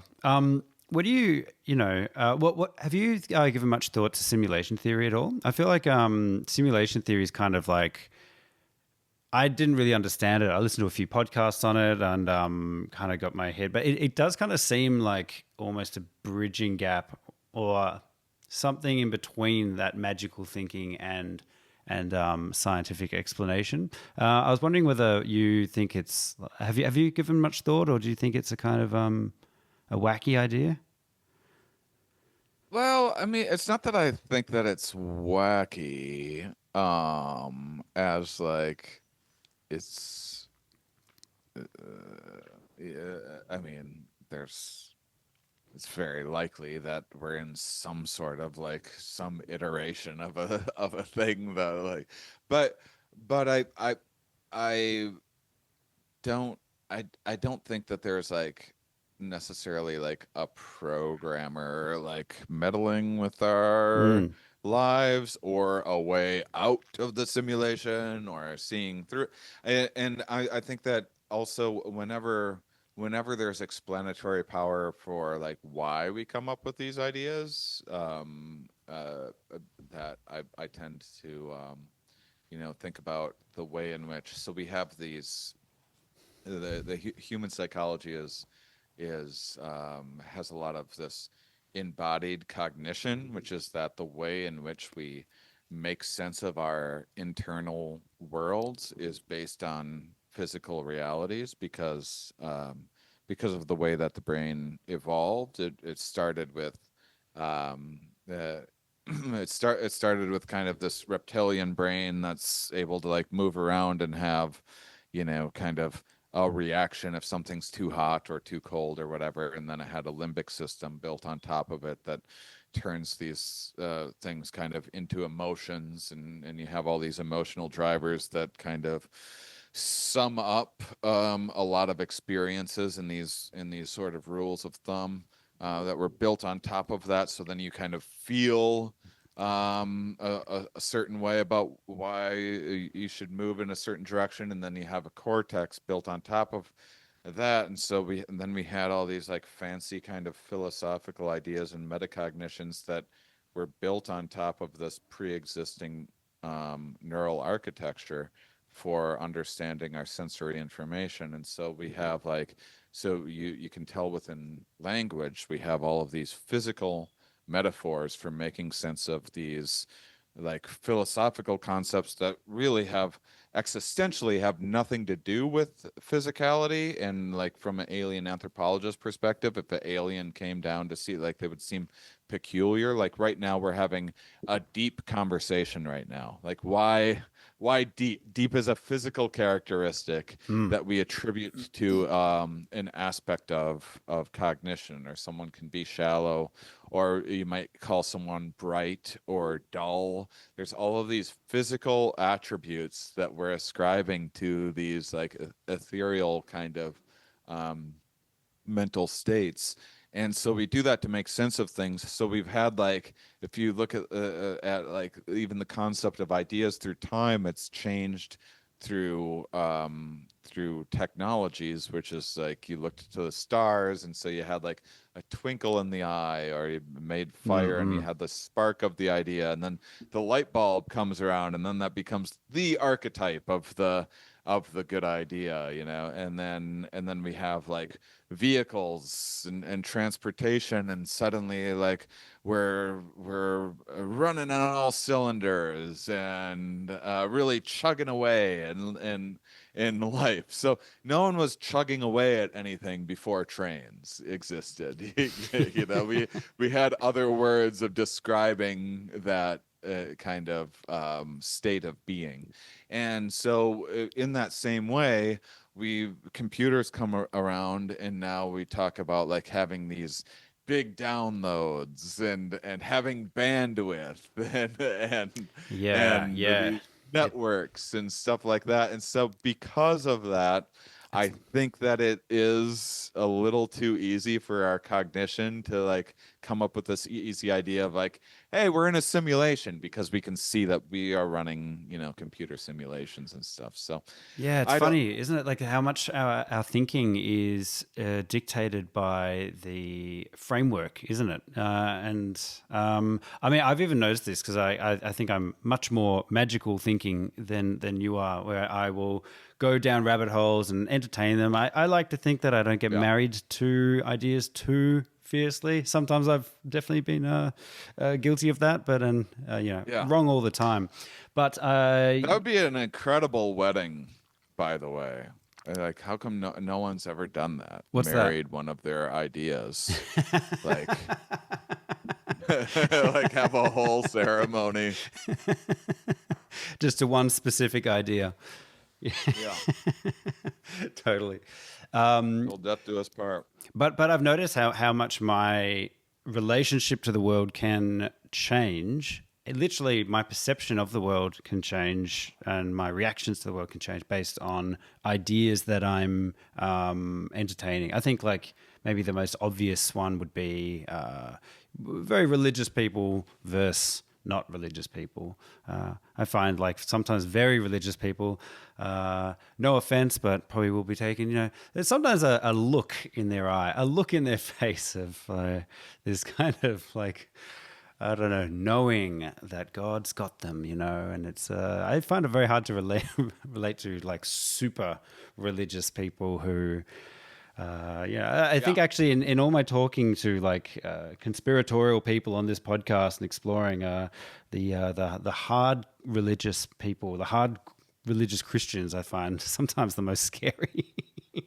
Oh, yeah. To be Well, I honest, it's like, mean, whoa, you can't really reach someone who knows that God has got their back every step of the way. You can't really reach them rationally. well, Anyway, and yeah. it's because it's also a part of identity, and it's actually what's really interesting is something that I spend a lot of time thinking about is the way in which we advertise our identity and our ways of thinking is that so much in the way that that peacock feathers were this archetype of sexual selection, this thing that, like, you know, made Darwin, Origin of Species, like scratch his head a little bit and go, why would this maladaptive trait, this like very heavy, colorful tail feather. The female doesn't have it. Why is the male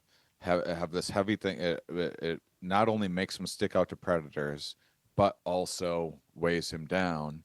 And it's this conspicuous, costly thing that is actually a true indicator of genetic fitness. To it's subconsciously signaling to the female peacock, like, wow, this guy's doing something right. Like, you have a brief interaction with a guy and you're deciding like which one of these four guys to,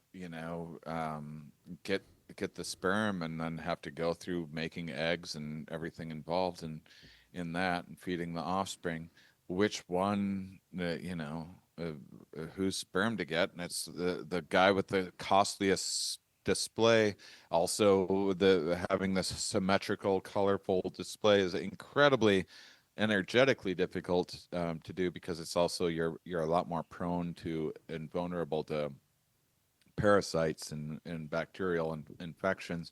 And so if you have that, you can't have as robust of a of tail feathers. And so in that same way, so basically, there's this idea of like these handicap principles, which is if you want to advertise fitness, like inclusive fitness, which is like your ability to have viable offspring that will have viable offspring. One of the ways to subconsciously do that is to conspicuously, like in a showy way, incur heavy costs on yourself, in a way that you're able to overcome.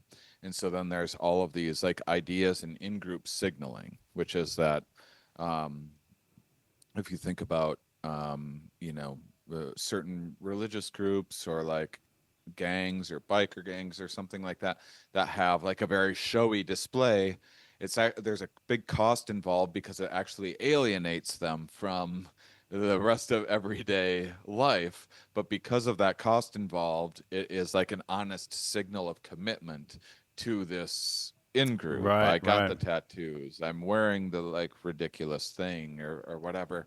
And so it's this honest signal. Again, no one's like, I'm going to do an honest, costly, maybe the CIA or something. Um, but, but, um, uh, but this is, and so there's these subconscious drives. Basically, the best way to signal your commitment to a given group is to subconsciously, and then this gets into the idea of like self-deception, which is that it's easier for you to sell something if you believe it yourself. So your subconscious sometimes delivers to your consciousness a narrative. It will sometimes like hide the truth and evidence against your ideas from you, so that you can sell your ideas more readily, and like really believe in whatever ideas or products that you're selling. So in that same way, the more you can commit to supporting like the craziest belief of your particular in group, like say, uh, you're a camera guy at the rugby game, and you want to get the biggest, you want like the archetype of the biggest fan of whatever team. You're not looking for just the like regularly dressed person. You're looking for the person that like really The went out face of their way paint, to like put on the makeup the and headpiece. all that. Yep, yep. This is like very costly signal that would make you look insane in from like if aliens came down and saw this, and if there was no football team, or you were just walking down the street wearing this face paint, you would look crazy outside of this context. And you've clearly put a lot of time into this. In that same way, we signal our identities in that way too. So we are prone to believe some of the crazier things of the group that we want to identify with, and really commit to those beliefs in a really outwardly showy kind of fashion. Yeah, So yeah, the humans Q scare the shaman shit comes out to of me. mind. The Absolutely. QAnon shaman. That's what I was thinking about when you're using that example. And we don't know that we're doing it, and then and this is like really important because it's not just um our in-group identities, our commitments to certain ideas, which are prone to, we also, humans would have evolved to gravitate toward ideas that had illusions of gave us a sense of calm, of like overestimating predictability and control within the world around us. Would have been selective. It would have been adaptive because you'd move forward more confidently in life. You'd dedicate more energy to your immune system if you weren't chronically stressed, and which is a particular issue of the human mind being built on top of mammalian stress response system. And so, because of all of that, we have all sorts of ways in which our consciousness can be primed and commit. Like I think a really important one, especially for me, because we all do this, is like state dependent memory, which is like the mood that you are experiencing in a given moment. It's like very easy to find evidence to have that. So if you're if you're in a good mood, life is great and it's easy to walk out in the world and see all of this evidence for how great life is. It's easy to go back through your memories and think about all these wonderful things that have happened to you in life to get you where you are. If you're depressed, it's very easy to go, oh, I'm always depressed. My life's always been miserable, and search back through and only recall the memories of the miserable aspects of life, and only see, like, walk outside and only see the homeless person and the AI shitty AI mural that's taking real muralist jobs, and like be more attuned to that. And that's, we're just all doing that all the time. So we are in these evolved simulations constantly. We are constantly, and I think so. I actually think that education is one of the ways in which we can hack our own internal matrix. I think that our perceptions are like hackable in that way, and we can find out that, like, oh, you know what, if you do a gratitude journal at the end of the day, it's this way of tricking your stupid fucking brain into looking for things to be grateful for through the day, because Mm, you have this pain in the ass homework task that you've given yourself yeah, each day. And so now it's like stewing on your subconscious mind, totally. So there is, we are in like, somewhat it's just not like the movie The Matrix. Right. We're Yeah, not yeah, yeah. like in a vat being harvested. We're just not that important. What have with your 28 years of doing psychedelics and It's more now. We recorded that special a couple of years all ago. right. Oh, really? A couple of years ago. Wow. Yeah. Oh, Oh, and no can I way. tell you one thing Yeah, about yeah. the special, just because you mentioned Please. the van thing in the intro? Just a fun fact. Mm. I always like when you can have like a little background thing, so only people listening to this can like watch the special and appreciate Yeah, something yeah. that like no usual listener. So that intro, here's what happened. I don't know if you recall, or I don't expect you to have like watched every second of it, but at the end, I go, and that's why I do mushrooms. Thank you. Good night. Yep. I turn into a cartoon and get tractor beamed out of there. And then it turns into a cartoon again, and I fly out of the Mm-hmm. building. What happened is that in real life, I said, thank you. Good night. Hey, let's get Micahel Strauss up here to like props to my VJ. And you can see that if you continue watching the credits, you can see some shots of that. But he had to like get from, behind a computer in the back of the room and come all the way to the stage and everything. And I was just like, editing. They'll be able to like just cut out a second there and, do that. And, and so I didn't, and we had two shows. And so I did that both shows. And my director never told me, we didn't realize until like after they're already breaking down equipment and the audience had left after the second show, we went, my director's like, huh, uh, he's like, you never really, like just left the stage like a normal comedian. There wasn't like a cut of you just being thank you, good night, and walking off the stage. He's like, huh, I wonder how we're gonna do that. And in that moment, I had to be like, what if we had like a cartoon tractor beams? I worked with Grant Lindahl, the creator of the Tales from the Trip, that Oh, really? um Yeah, yeah, yeah. my You've done a few of my those. yeah, Mm. my well, my original psychedelic tour was the inspiration for that show. Right, And right. I did like the pilot episode and stuff. So Grant just had lunch with Grant the other day. We've worked together on several things. He's great. And so I was like, I'm gonna need to be like, what if I need to be tractor beamed up? Then I'm gonna need to have something in the beginning that sets up that there's animation.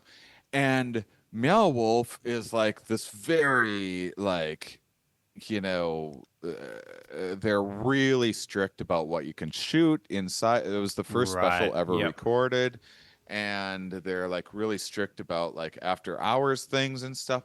And we had like 15 minutes to like run around to different levels to try to like shoot an intro. And I had an idea because I had my van. I was like, maybe it'd be like me driving up in real life to the outside, and then because there's a van inside, we can cut to like this weird alien van, and it's this like fun weird moment that people wouldn't see coming. And if it starts with like a cartoon version, and I had to have that idea like that to problem solve, and then I had to like quick change and run around and get the shot of me walking out of the van and all that. And that's how all of that So it's all because you came together. couldn't get that shot of you walking off Because I stage. fucked up. Changed the Because I entire aesthetic of the special.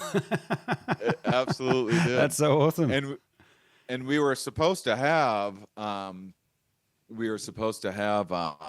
Ralph Steadman's Hunter S. Thompson work in it, because I had a Hunter S. Thompson joke, and Right. then something happened with his team, and a thing fell through with a thing that a person had commissioned. It was like a collaborative work with him, and then like after we recorded it, it was like the one thing that we didn't have signed from an artist, and then the their thing fell apart over some like NFT deal or something like that. And so it was like the one piece of art that I didn't that I used in this, so we had to like cut out the joke, and we'd already built this fucking thing. So it's just like, it was really cool, all of the things that went wrong, and Yeah. then somehow we were able to like innovate this must happen with like murals, when it's like, oh, that's an unfortunate shape, and then you like Oh, innovate totally. something. Yeah, yeah. I mean, happy accidents is what Bob Ross would call it. Yeah, yeah, yeah. Exactly. It's all in your perception. Everything's an opportunity, right? Absolutely. If you can have that fucking man, Yeah, if I could have that attitude every day, totally. that's the best days of my life, is when I have that attitude. And sometimes I do not have that. Sometimes things are just actually wrong and bad and should be discarded. Sometimes all of it's wrong. Totally. Oh my god.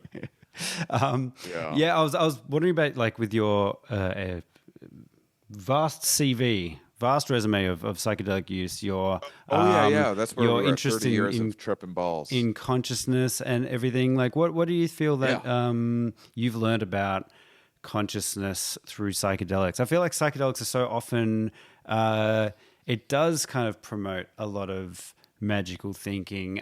You've had your science podcast for many years. You're much more grounded in evidence-based thinking and speaking to professionals, which and experts, which I greatly respect. But there is not a conflict, but there is maybe a what's the Opportunity. word? Yeah. Well, there's often it's, I think, if you go to festivals, or, I mean, I'm this isn't a It's criticism. the difference between the lived experience, Right, and like kind of what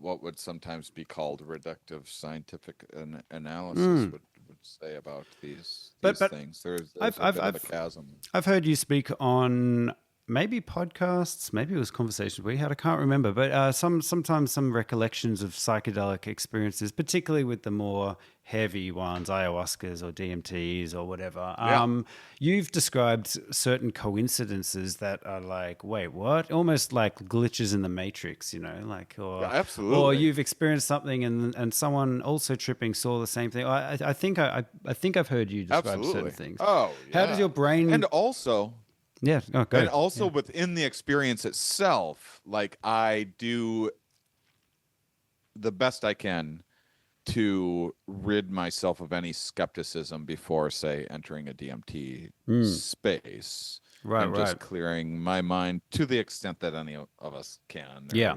Mm. and I'm sure people are much better at it than I am, but I do make a conscious effort to leave Mm. expectations at the door, and within the experience I really do what I can to articulate the face value perception of it, and it's usually not till days afterwards that Mm. I put my lab coat on and think about, like, okay, but why did I Do you feel have that? conflict regarding Yeah, those kinds of things? Do you flip flop at all about your belief system? I guess of what's kind of going on potentially going on behind the veil.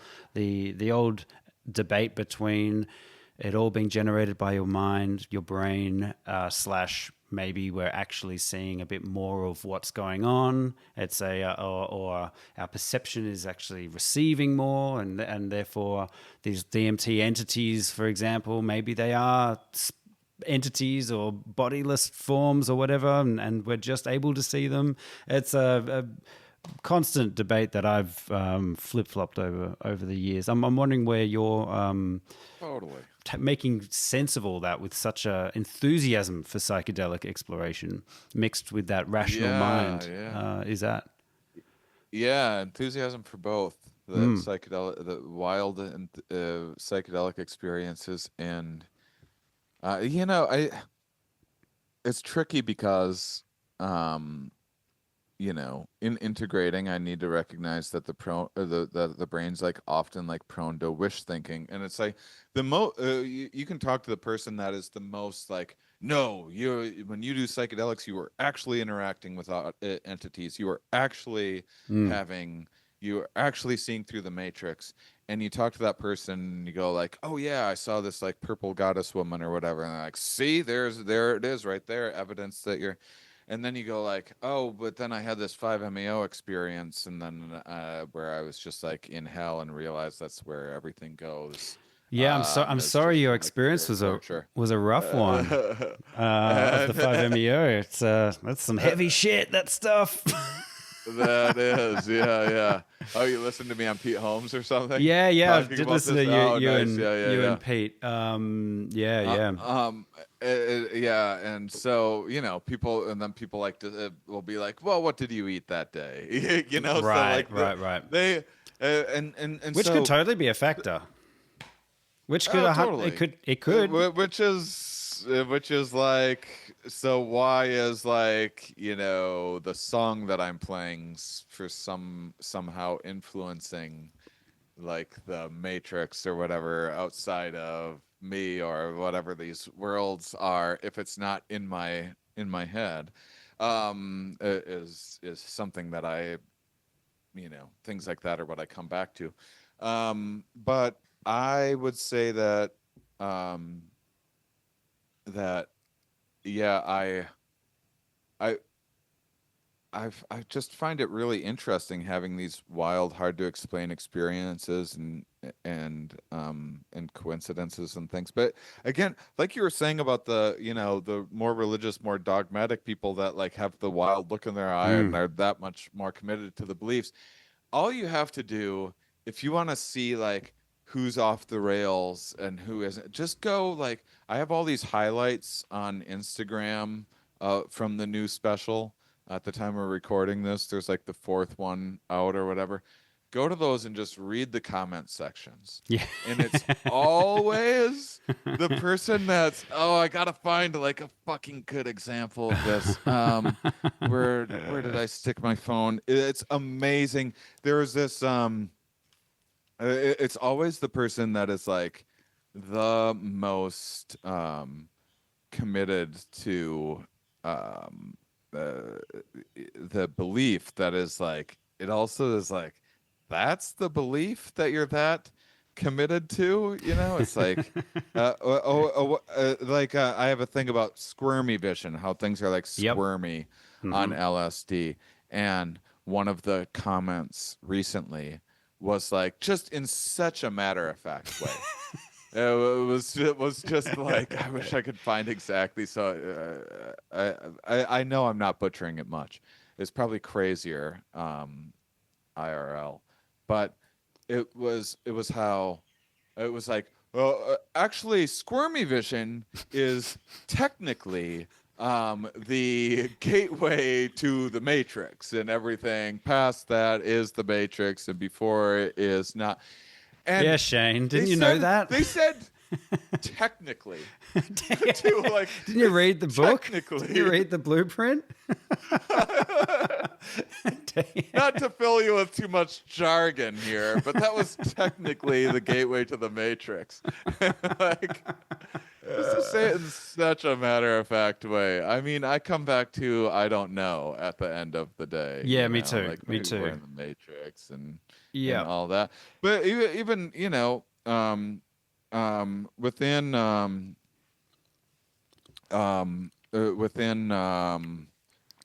that, within all, I mean, I don't know.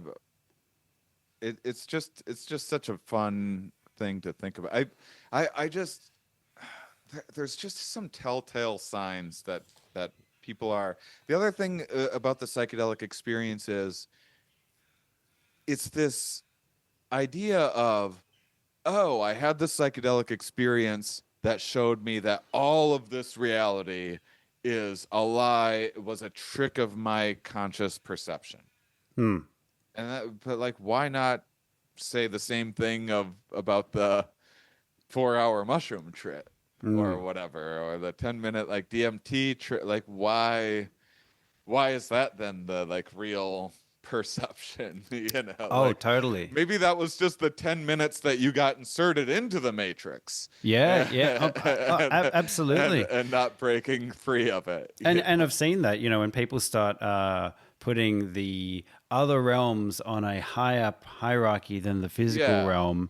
I mean, imagine if you could walk around the physical realm with the same awe and wonder of reporting back from a DMT trip. I remember one time I had a DMT trip, and I saw this big cat, like a Cheshire cat, kind of like a cat face, and too. it had fur. And I've seen this Cheshire cat kind of thing a few times, but this one time it had like high definition fur, and its face was kind of moving. And I came out of it, and I was like in awe, and I was describing to my friends, like, I saw this cat, and it had fur, and it had 4 legs. And he's like, you saw a cat? I'm just like, yeah, I just described it, just a cat. Why? And I was in awe of seeing a cat where you could just see a cat. And that like crazy over like amazing reaction to it was just it was a funny, deflating, sobering moment where it's just like, so you saw a cat? Okay, cool, man. I was like, yeah. It's also like there's these saw. domesticated species that the human mind has been like interacting with for such a long time too. So to have these different like archetypes and stuff that are represented in different levels of abstraction, which is kind of what I see. It is funny when certain archetypes, though, because I've heard that explanation, but certain ones pop up at certain chemical reactions. Cheshire cat, praying mantis, and then you go on the ayahuasca and it's serpents, leopards, and it's like very obvious. It's it's funny that those archetypes or characters are specific to the drug or medicine, however you want to word it, that you're taking. That always throws me a bit. Why does the serpent Yeah, always yeah, rock yeah. up only in ayahuasca when the chemical of DMT is the same? I don't know. It's odd. Yeah. I It don't know. it certainly is odd. I think you increase your odds of seeing the puma or the snake or whatever if you're in the jungle, Mm. surrounded by jungle sounds, when it happens. Or But yeah, listening to I mean that Icaros, is those songs. You know, yeah, I'm yeah, sure music can have a huge effect on experience, emotional absolutely. experience, visuals as Yeah, well. yeah. So yeah, that might have something to Which do with it. is Yeah, absolutely. Mm. Which is how I stumbled across Dirtwire and Beats Antique. A big part of my they started off on my ketamine playlist Oh of just yep. like random things I would stumble across, like, this is perfect for a K-hole experience. And then I got into them more and more. But yeah, and there's also, I think that there's like a mix of, I think that why Icaros are so effective is there's like this like, you know, sacred vibe to it, but then there's the also the unexpected of like out of nowhere the shaman will be like make the weirdest noise that you've ever heard. And I think that a lot of these things is, and especially with the psychedelic experience, is the brain trying the brain really wants to have like a cohesive story going on, Mm. and so you throw all of these like new these new sensations, and you limit one part of the brain and throw different chemicals in another part, but it still at the end of the day wants some cohesive narrative. And um and it like makes sense of like, there's also people used to there used to be cliches of people like doing a lot of acid and feeling like they're covered in spiders or whatever. There's probably like a little bit of cultural transmission mixed with things like evolutionary drives of, snakes and spiders are a couple of the only things that like every baby is intuitively scared of, and Mm. made Yeah. made sense to have these, evolved features.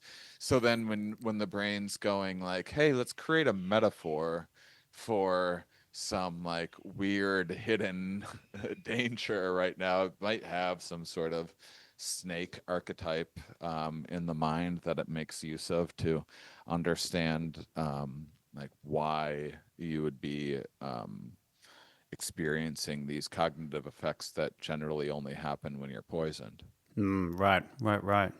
Have you had any in recent years, or at least since last time we spoke, which was a few years ago? Have you had any particular psychedelic experiences that's left you going, that that's odd, unexplainable, No, or well, 5-MAO, synchronicity?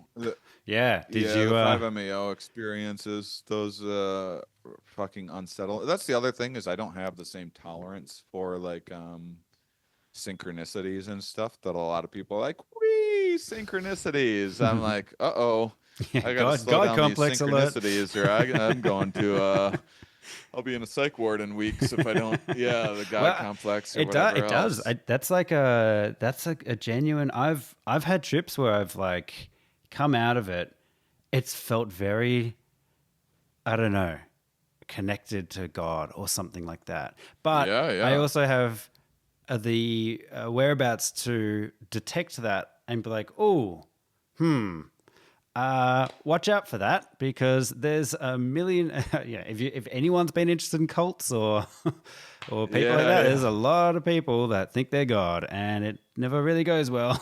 So, And we we refer to these states as like a reset sometimes, mm, and one of the first default perceptions, like, every baby that is born thinks it's the center of the right, right. existence, and thinks everything is connected.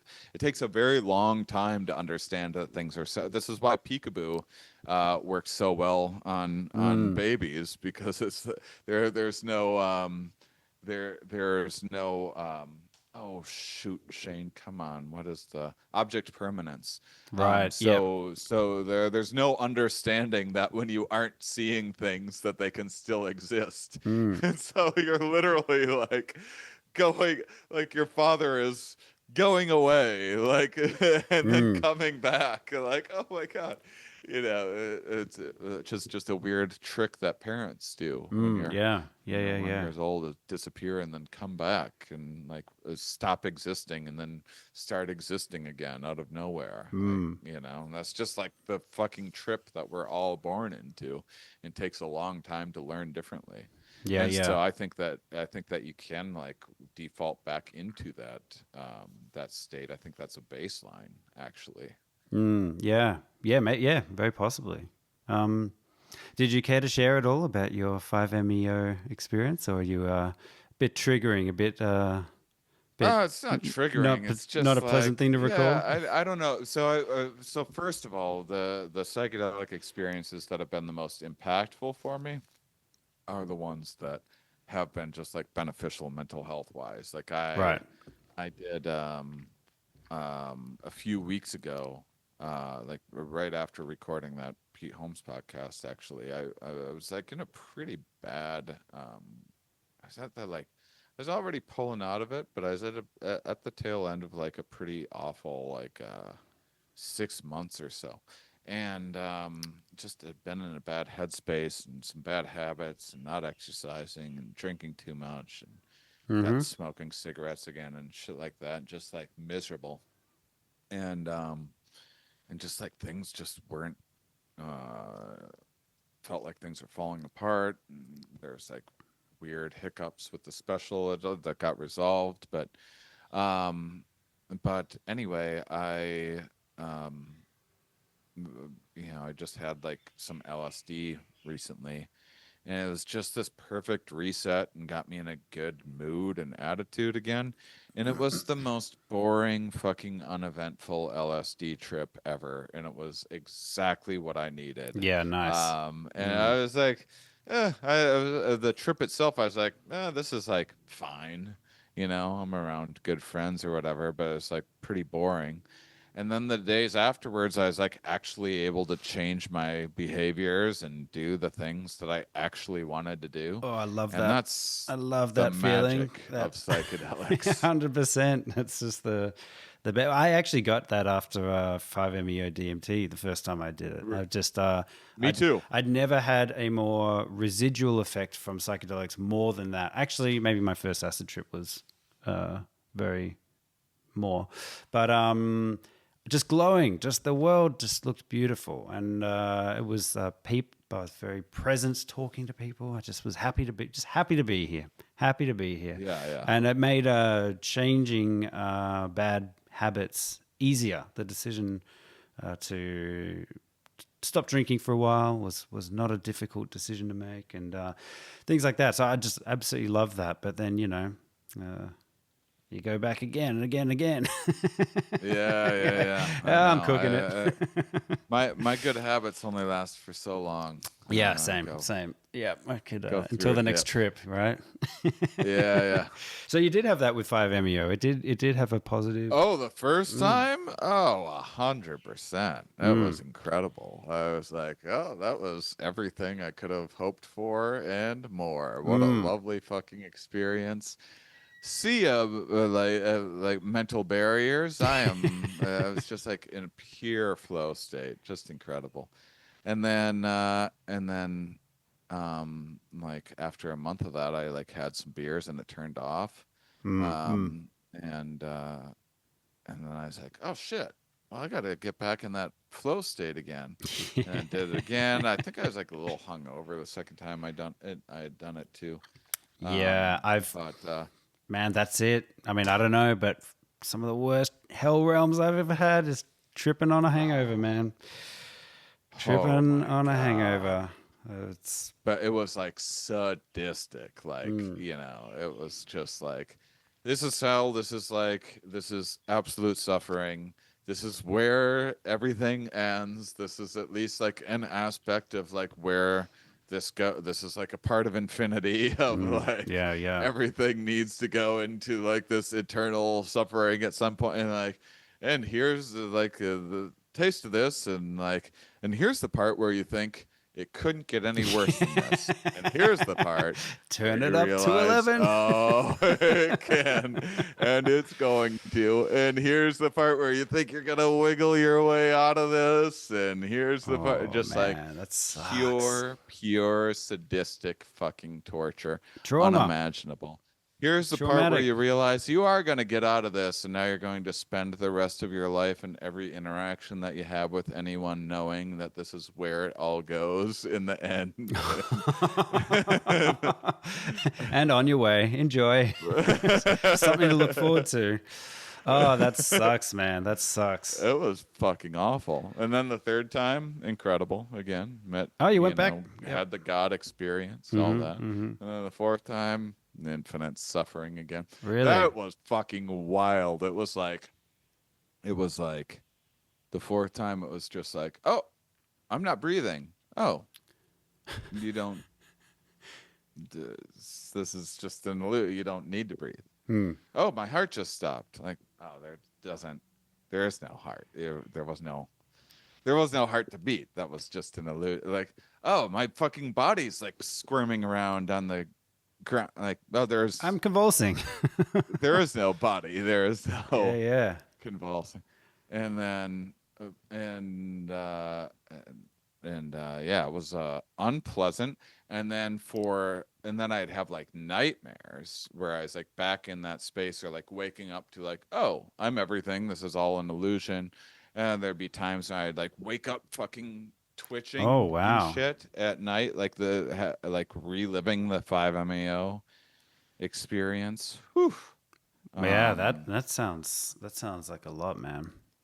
Yeah, I've had some pretty horrible, particularly in my earlier days, and I think a lot of it was, taking them on hangovers and blah blah blah, and also just not knowing my mind very well. It's all very new when I was young, and I was just taking silly doses, and but yeah, man, like there was one time I thought I think it was like at least a week. I thought I'd done it. I've cooked it. I've gone crazy. I can't talk to people. I can't relate to people. And it wasn't through like obsessively researching the statistics on people who have taken acid and lost their mind.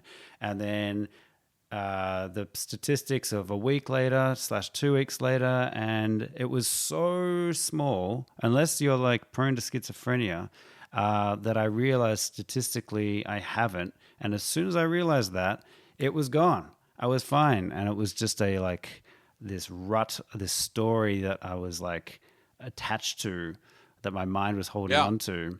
And as soon as I realized statistically it was extremely unlikely for that to be a reality, it just lifted. It was so strange. It's crazy what your mind can do.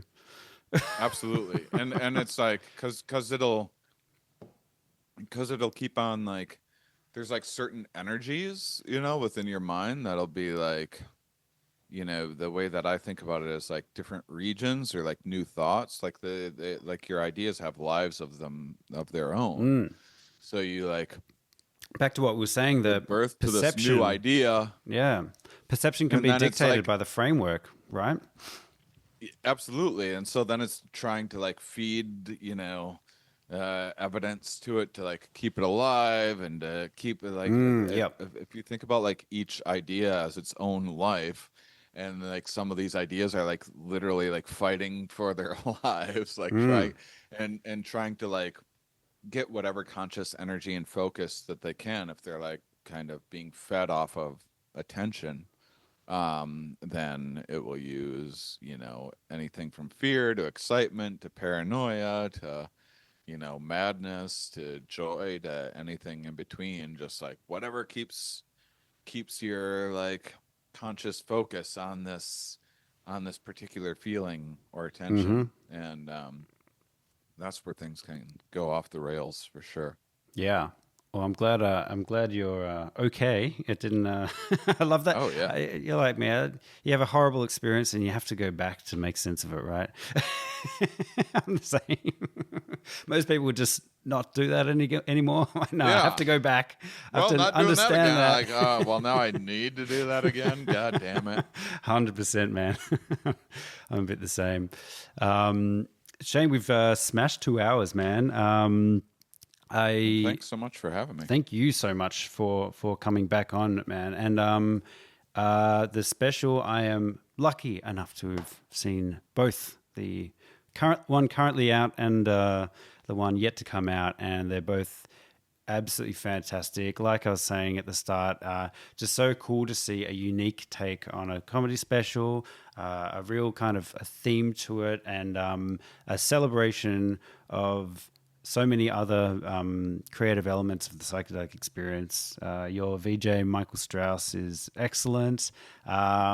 And yeah, so fun to like poke fun at some of the very relatable, particularly in the second one. I found a lot of very relatable Oh, yeah. things and Yeah, the second one's better. The first one's kind of meant to like make things accessible. Because if I just jumped into all the material on the second one and like started with that, people would be like, "Whoa, Yep. who's this crazy person?" So you kind of got to like walk people into some of those experiences. Yeah. It's really, really wonderful. Love it. So the first one, Trips, is on YouTube, and when's the second one coming out? Bicycle Day, April 19th. It'll Excellent. be available for early access, and then it will be free on YouTube May 19th, the month afterwards. So, yeah, if you can't wait / want to support, you can buy it and rent it starting April 19th. Fantastic. Just around the corner. That's awesome work, Shane. Love catching up with you. Love talking with you. You too, man. And love what you're putting out. It's great. It's awesome. No, you too. Originality. It's Big fantastic. fan. Oh, thanks, man. Happy to hear family life's going well, and it's great. It's still out there making murals. It's a different. It's a change of pace. I tell you. I bet. It's great though. It's yeah, kids rule. But buy certain freedoms for sure. Yeah. Hey, doing this podcast is so difficult with a kid, I tell you. Just finding out. But that's part of it. It's awesome. So yeah, thank you, Shane. Very cool, man. You're the best, and thank you everyone for listening. So have a wonderful day. Shane Mauss, MAUSS.com. Bang, easy. Thanks. See ya.